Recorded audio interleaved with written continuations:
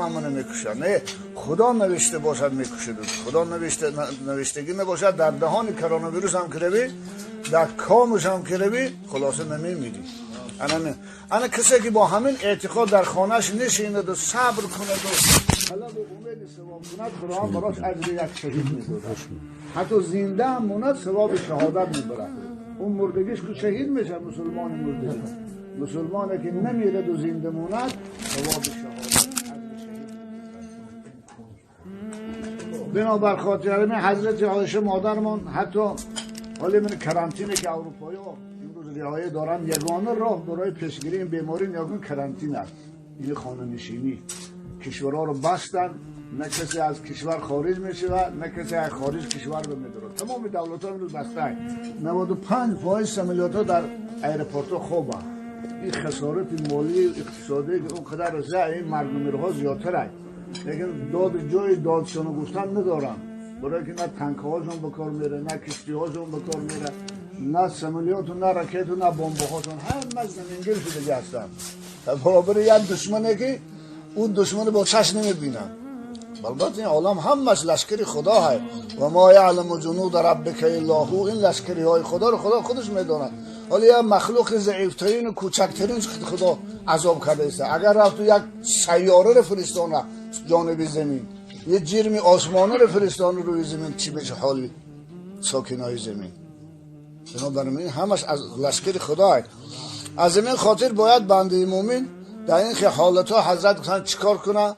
گفتن وقتی که اذا سمعتم به بارض فلا تقدموا علیه و اذا وقع بارض و انتم بها فلا تخرجوا فرارا منه.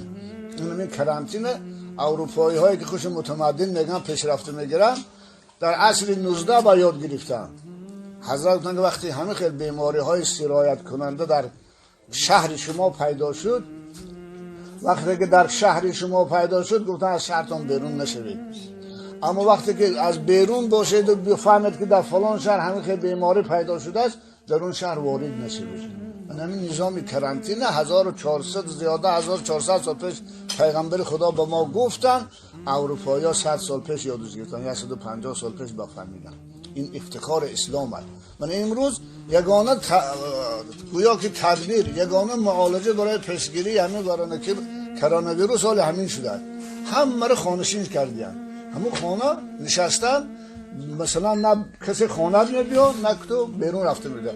حتی جمع آمدهای 2-3 نفر زیاد من کرده شدن که در جا 2 نفر زیاد در انگلی حتی جمع شدنش ممکن نیست. چیزای من این جمع آمد ما اصلا ممکن نیست. وقتی که رژیم کرانتین در شهر اگر جاری شود اصلا ممکن نیست که خیلی محفل نشستن. خلاصی کلام این هم افتخار اسلام است که این حالت پیغمبر خدا به ما تعلیم دادن که شما کرانتین رعایت کنید. اگر رفت تو کشور کرانتین جاری شود ما مسلمان ها باید او رو رعایت کنیم. این خلاف دین و خلاف دستورات اسلام نه. اگر رفت تو مسجد رفتنم سبب همین بیماری رو انتشارش میشده باشد، سبب زیاد شدن مرگ و میره ها میشده باشد، بله اشکالی نداره ترک نماز جماعت، ترک نماز جمعه. برای که حدیث های صحیح دمون میدونیم وقتی که باران سخت میشد در مدینه منوره خنک میشد، حضرت مؤذن امر میکردن میگفتن بگوی صلوا فی رحالکم، با آواز بلند اعلام کن مردم رو که نمازها رو در خانه که باران آدم نمیکشت. باران فقط خمقی از زحمت تر